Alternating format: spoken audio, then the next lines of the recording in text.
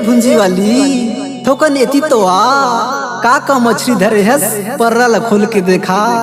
डड़वा है, पोतरी है और सरांगी है। अरे मोला सरांगी लेना रही से वो मैं निमार के नहीं दौरे, मिझार के लेबे त ले ले।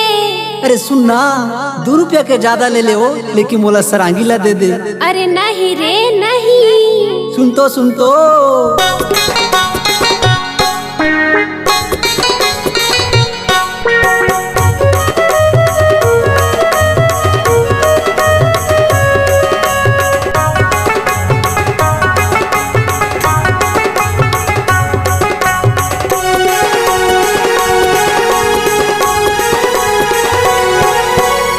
बाई के उठीन खोलना तोर की में देखा ना परल उघार के। ये बाई के उठीन खोलना तोर की में देखा ना परल उघार के। डड़वा कोतरी ला छोड़ के वो सरांगी ला देना निमार के। डड़वा कोतरी ला छोड़ के वो सरांगी ला देना निमार के। ये तोरा कुछ रसूल पगलू नहीं दाव तोला निमार के। ये तोरा कुछ रसूल पगलू नहीं दाव तोला निमार के। तोरे संग्राही को आखिर शनिवार जल्दा बाजार के। तोरे संग्राही को हवेरे जुन्ना पारा बाजार में।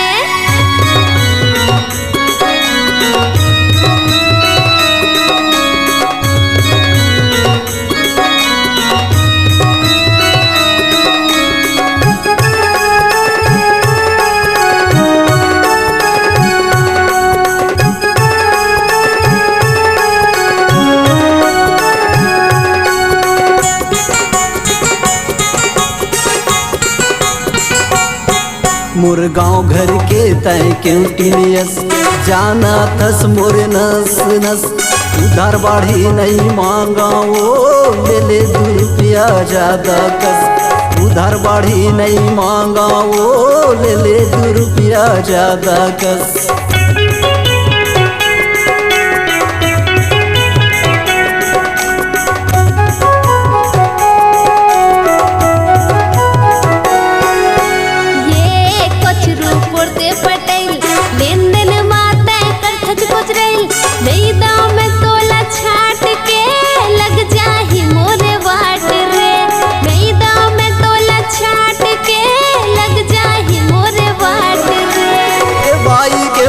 खोलना तोर की में देखा ना परल उघार के। ये बाई के उठीन खोलना तोर की में देखा ना परल उघार के। डड़वा कोतरी ला छोड़ के वो सरांगी ला देना निमार के। डड़वा कोतरी ला छोड़ के वो सरांगी ला देना निमार के।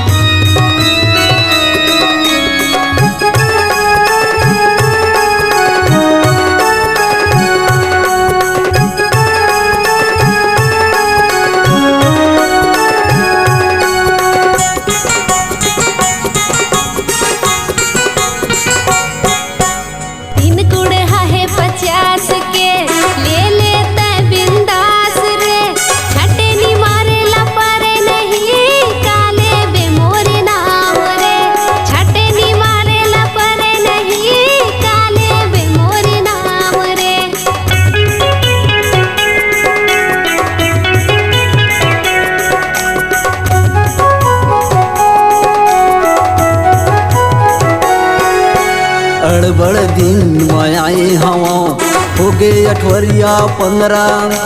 भूंजी खाए के शौक लगिस्ता आए हो मछरी पसरा। भूंजी खाए के शौक लगिस्ता आए हो मछरी पसरा। ये तोरा कुछ रसूल पगलू नहीं दाव तोला निमार के। ये तोरा कुछ रसूल पगलू नहीं दाव तोला निमार के। तोरे संग्राही को आखिर शनिवार जल्दा बाजार के। तोरे संग्राही को हवेरे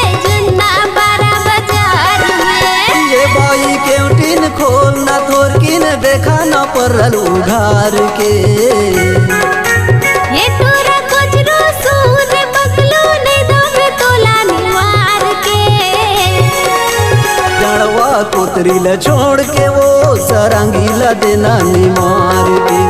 तोरे असन बाही कत्तो आथे रे शनिवार जल्दा बाजार के। डड़वा कोतरी ल छोड़ के वो सरांगी ल देना निमार के। डड़वा कोतरी ल छोड़ के वो सरांगी ल देना निमार के।